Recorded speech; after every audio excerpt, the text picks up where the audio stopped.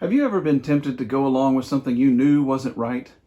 Did you give in to the temptation? Did you follow the crowd and find yourself in trouble? Join me today as we take a quick look at the Proverbs and examine the moral traps that we fall into when we give in to sinful behavior.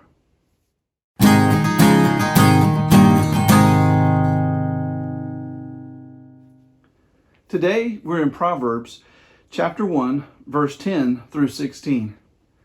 And it says, "My son, if sinful men entice you, do not give in to them. If they say, 'Come along with us,' let's lie in wait for innocent blood. Let's ambush some harmless soul. Let's swallow them alive like the grave, and whole like those who go down to the pit. We will get all sorts of valuable things and fill our houses with plunder. Cast lots with us. We will all share in the loot. My son, do not go along with them. Do not set foot on their paths. For their feet rush into evil. They are swift to shed blood." We live surrounded by sinners. Every human being is a sinner by nature. Romans 3:23 says, "For all have sinned and fall short of the glory of God." Ecclesiastes 7:20 says, "Indeed, there is no one on earth who is righteous, no one who does what is right and never sins." And because we are sinners by nature, we fall into this corrupted character traits. You see, sin is cruel. Sin says, let's lie in wait for innocent blood. Let's swallow them alive like the grave, according to verse 11 and 12.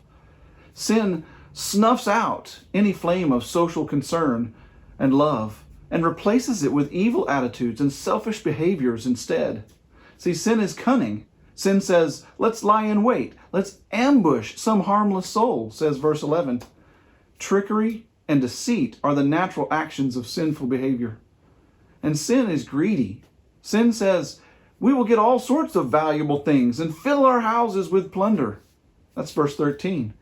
Extreme greed for material wealth and gain is the motivating force behind all sinful actions. And we live surrounded by sinners and sin, and we need to be careful. Enticement to sin is a great danger.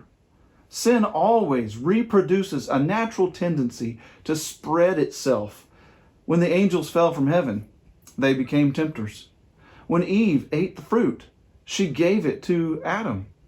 When Lot trusted his own wisdom, his family was ruined. James chapter 1, verse 14 and 15 says, "But each person is tempted when they are dragged away by their own evil desires and enticed. Then, after desire has conceived, it gives birth to sin. And sin, when it is full grown, gives birth to death." Enticement to sin is a great danger. So, we must resist sin. We need to learn to say no with our whole being. This proverb says, do not give in to them. Do not go along with them. Do not set foot on their paths. Every step down the steep hill of sin leads to a stronger and stronger momentum that gets harder and harder to resist. The path of sin may look smooth and easy sometimes. It may seem to lead to profit and gain, but it is filled with disaster and destruction.